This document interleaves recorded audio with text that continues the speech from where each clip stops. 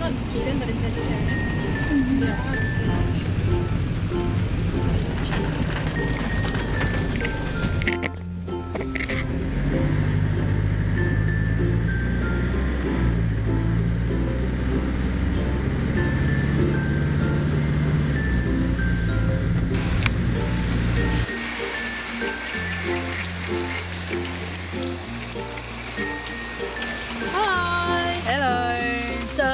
Just arrived outside Acres and we're going to be working here with the animals today, and we're in Singapore.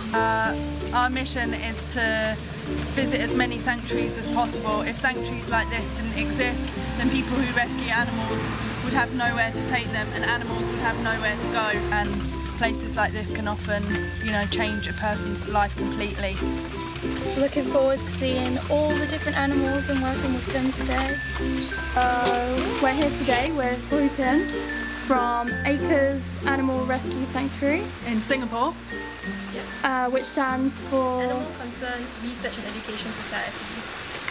Okay. And can you tell us about some of the animals that you have here? Yep. So the animals we have in our sanctuary are all rescued from the illegal wildlife trade. So it's a huge problem here in Singapore. People smuggle exotic animals over, like snakes, like tortoises, to be sold as pets. And then they end up getting abandoned because people don't know how to care for them, because ultimately they are wild animals. So what we try to do here is to provide a transit point, a safe sanctuary, and then ultimately send them home to the wild. And you also use Acres as a way to promote a cruelty-free lifestyle? Yep, it's actually the basis of what we do here. At Acres, we try to end animal cruelty. That's our ultimate goal, and to promote a cruelty-free lifestyle. So that's in everything you do, the things you eat, the things you use, the things you wear, it's in everything you do. Can you tell us a bit more about what you can get away with and what you can't get away with in Singapore if you want to make a difference for animals? Yeah.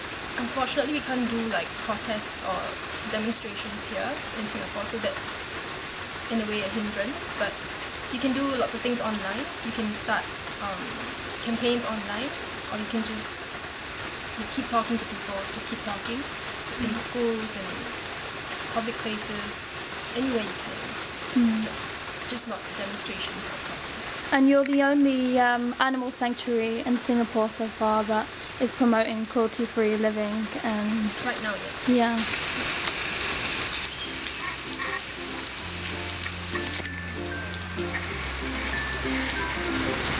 It's great what you guys do. Not many people think the same way though. Yeah. Many people ask us, why do you even bother with birds like that? Just leave it to die. But that's not how it should be. This is the outdoor sanctuary. Every single animal you see here doesn't belong to Singapore. They were all smuggled in to be sold as exotic pets. Wow. So all these guys here, this is like a transit point. Ultimately, we want to send them home and release them back into the wild. This is not a zoo. We don't want them here forever. Because these are wild animals. They deserve to be free. So at first they were all inside cages because we weren't expecting the sheer amount of animals we're going to get. So we were overcrowded, and that's why we thought that even though this is a transit point, they should be at least experiencing the sun, feeling the grass, somewhere more natural. And that's why this outdoor sanctuary was built. Over here you see the giant Asian horned turtle. Oh wow. This girl is Audrey, and these guys are actually native to Malaysia. Oh wow. So it's just across the border. But it's So taking so much time to send them back as well, because their own country doesn't want them back. So we need permits to send them home. But their own countries are saying... So you have to apply for a permit, and sometimes it's not approved? Because they're saying if you send them home and people poach them again, what's the point? They're going to come back here again. So it's really sad, but that's why it's a two-pronged approach. While we try and send them home, we must tackle the wildlife trade as well. These guys are actually nocturnal, but they love it when it rains, so you see them out and active when it rains. It's great. I'll show you to that. I love it when it rains too. It's different kind of rain here to in London. It's really heavy rain. It's the heaviest we saw. These guys are the Indian star tortoises. Wow. They come all the way from India or Sri Lanka. So imagine this, when they're this small, like a golf ball size, they're packed in hundreds and thousands into one suitcase and shipped here like cargo. So for every single one you see alive here, imagine how many have died. Wow. That's the sacrifice involved, and that's why this trade has to stop. Yeah. And what are they sold as? Pets. They're the most popular exotic pets here. The most commonly smuggled into Singapore. Wow. But loads obviously die on the way, right? Oh. So the reason why so many have been smuggled is because the smugglers know they have to make up for the numbers that die along the way, and that's more than 50%. Ultimately, they are wild animals. Yeah. No tank enclosure can ever make up for the wild, so why are they even here? So for them, it's pretty good news. We've gotten contacts with an India sanctuary. Hopefully, they can go home soon. Oh, Hopefully by that's this great. Oh, so cute. And this girl here is Lola. Oh, hi Lola. Lola's an African spurred tortoise. Obviously, she comes all the way from Africa. Imagine the flight here. Oh wow. Imagine what they had to endure to get here. Oh my god. That's insane. She's one of the largest species in the world. She can grow up to about 100 kg. 100 kilograms. Whoa. Yep. She's the only one here and we're praying it stays that way. No more. Wow. So far she's the only one and our fingers are crossed that it stays that way. It's Yeah. going to take a bit longer to send her home because we have no contacts in Africa at all. So it might take There's a while. no sanctuaries there. It might take a while, but Yeah. we're still going to keep trying. Yeah. More star tortoises here. Oh. We keep the males and females separate because we don't encourage breeding in a Yeah. non-natural environment for them. Yeah. There's no way you can come home when he's not going to get, he's just going to get poached on, right? Yeah. So the trade is a very big issue. That's why it needs to be tackled.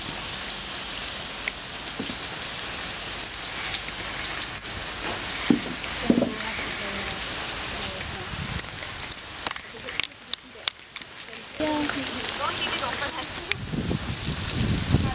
Oh. Dry and hot.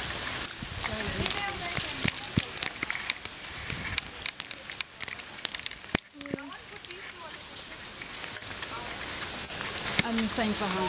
Same for all of them. Would you guys like to make a guess where all these tortoises and iguanas were found? Do you think they were surrendered to us, so were they just Is it like in the airport when they search actually found in rubbish bins? all of them?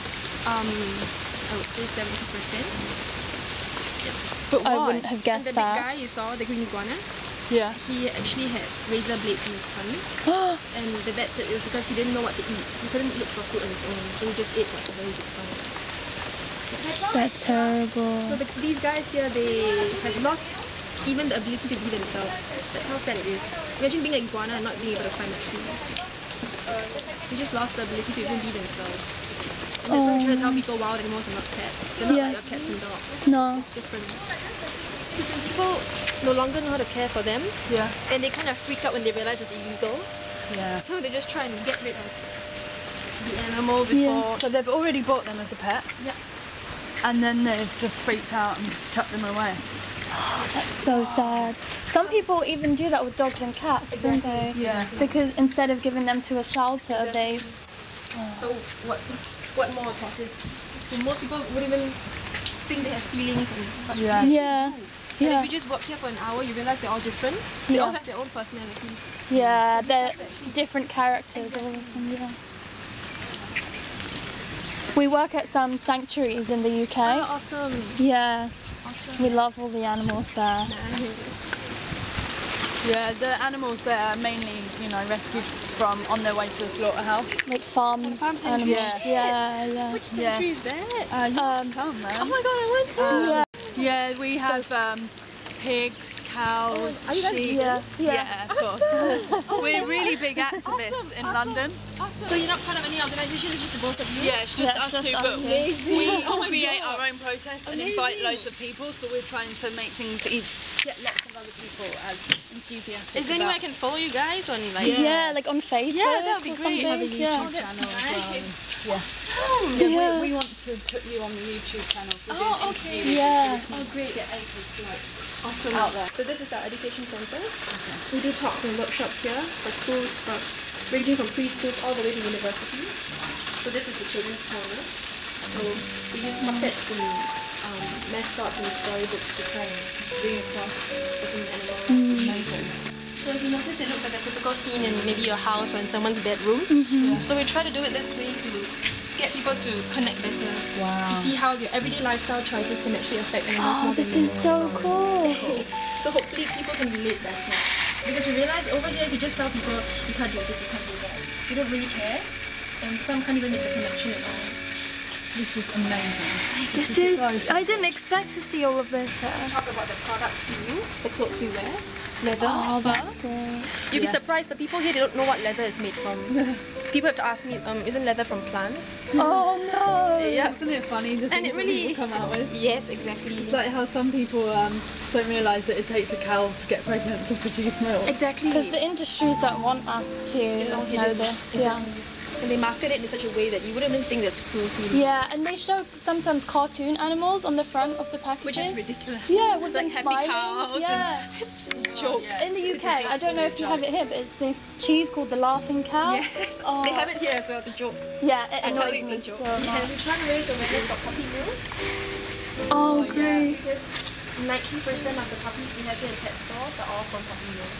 And in Singapore, it's Same all- with us. Exactly. And in Singapore, it's difficult because it's a hidden industry. Yeah. So nobody sees it. Yeah. Everybody sees the puppy and just assumes that everything is nice Yeah. and fine and dandy. And a lot of them die really young because of how they're bred as well. It's so unfair how they just spend their whole lives inside just reproducing Just like and things like reproducing. Yeah. Yeah. Disgusting. So we're trying to make it more visible. We're trying to promote adoption and stuff. Yeah. Adoption is the only one. But the good thing is, I think that most people, they participate in cruelty because they don't know any better. Yeah. Yeah. As long as we keep raising awareness, I'm sure things will start to change. Yeah. So we did like 2 shopping baskets here. This is something people would typically shop for in the supermarket. And this is how you can choose for alternatives, make alternative choices. So things like looking out for the Leaping Bunny logo, which most people don't know about. So this is actually really easy to look for now in Singapore. You can find it everywhere. So you have that here too, right? We were wondering about that. We but have. we didn't know. Oh, It's that's still good. limited, but we have. Yeah. It's growing now. Which unfortunately is, we're not even allowed to talk about this in schools. No way. Yep, we're not allowed No way. to. So once we gave a talk and this kid actually went home and told his mom, I'm not going to eat pork ever again because I know how much the pigs are suffering. Yeah. And the mom called the school the next day to complain and said that you guys are too much. You shouldn't be exposing children to such things. So we are not allowed to speak about this in schools ever You're again. not allowed to learn the truth. Exactly. Shouldn't she be happy that her kid is And showing some compassion. Exactly.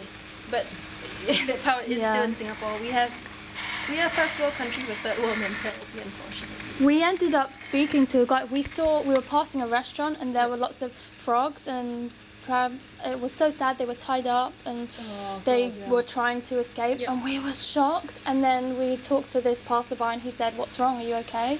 Yep. And we got into like a really big debate with him about animals. And he was just really confused why we were Yep. so upset We about it. tried to do something about those animals, but we were told that food animals have no welfare.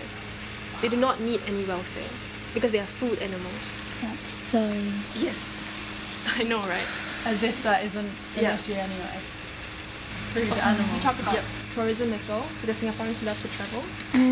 But when we're overseas, we tend to want to try new things, and that's where we contribute to animal cruelty and suffering. Yeah. Things like elephant rides, animal photography, even exotic meat. If people tell us elephants don't feel pain, they're so strong and so big, there's no issue at all. But imagine having that stupid chair pressing down your spine 24 hours a day. It's horrible. And the bull hook, you guys would have heard of that, right? The bull hook? Yep. What they use to train elephants. No, I It's don't. this rod with a hook at the end of it. So they use it to strike the elephant with it. And people have said, but elephants have such thick skins, they don't feel pain at all. Oh no. But the fact is that the skin is only thick around certain areas. Yeah. I mean, Elsewhere, Of it's course not they a feel thing. pain. Yep. And for all elephants who are in this trade, they actually go through this process called the spirit breaking. It's a must for every elephant in this trade, this industry. Yeah. So what they do is they abuse the elephant until they believe his spirit is broken. So only That's then they shocking. believe will the elephant submit to you as a master. Oh man. It's Breaking common their practice. spirit. Exactly. It just says That's what it it's all. called. Wow. And it's a common practice. It's like almost like a must in for every single elephant in this trade. Wow. And these are hidden cruelty that people don't know about. Yeah, you know, we were researching some elephant sanctuaries in Malaysia, and we were thinking, oh, we should go to one, and then we looked it up and we realised it's not a sanctuary at all. Yeah, they have actually like a tourist entertainment attraction. there, and they're tied They have up. There's shows. pictures of them tied up, and bears tied up. So there's no sanctuaries like you for a long way, right? Wow. You are doing this So for then we talk Amy, about right? animals and entertainment as well. Because we still have animal shows here in the zoo. We have dolphin show. Yep. This is not just a random model. We actually did it after one of the members of the public called us and asked us to help with investigations. So this family actually went to a zoo in Malaysia where there was tiger photography, and they witnessed for themselves. They were about to line up for a photo until they witnessed how the tiger was beaten up and just abused basically. And they stopped and said, hey, this is not what I came here for. I always thought the tiger would just be tame enough for you to take a photo with. Until they realised that that is never the case. Yeah, and they drug them sometimes They drug as them, well, exactly, don't they do. They starve them as well. So they work on this conditioning thing that only if you listen to me will I give you food. Oh, that's so sad. So thankfully this show has been shut down. There's no more tiger photography in the zoo anymore. So ACRES went to do an investigation and work with the authorities to shut down that place. And do you go in undercover to places? We do here as well for the exotic pet trade.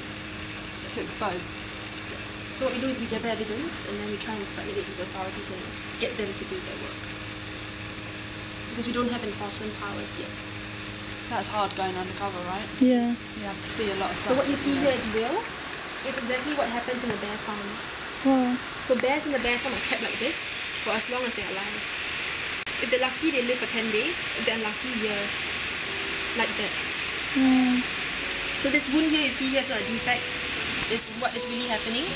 So they have a permanent open wound, and 2 to 3 times a day a metal rod is stuck into this wound for the bowel to be extracted. Without painkillers or anesthesia. Nothing. So to get that bowel, this bear has to be on a liquid diet. Not this normal diet of fruits and all the things he eats in a while. So all the photos you see there were taken on an undercover. And obviously the bears cannot cope with the stress. So you see those scars on their foreheads. They hit themselves against the metal bars every single day. They chew off their limbs because they cannot cope. They commit suicide, basically. So if they make too much noise, their cage is lowered. There's a bar that's lowered and it's halved. So they can no longer move anymore and they won't cause a disturbance. So this is also why ACRES started a sanctuary in Laos. We now have a sanctuary in Laos. Oh, okay. It's one of the biggest places. It's where bear farming happens on one of the biggest scales. So there's a sanctuary for the bears there? We actually took over a zoo. Oh, yeah. So we're trying to improve the welfare conditions there and also make it into a sanctuary for these bears. Yeah. How did you take over the zoo?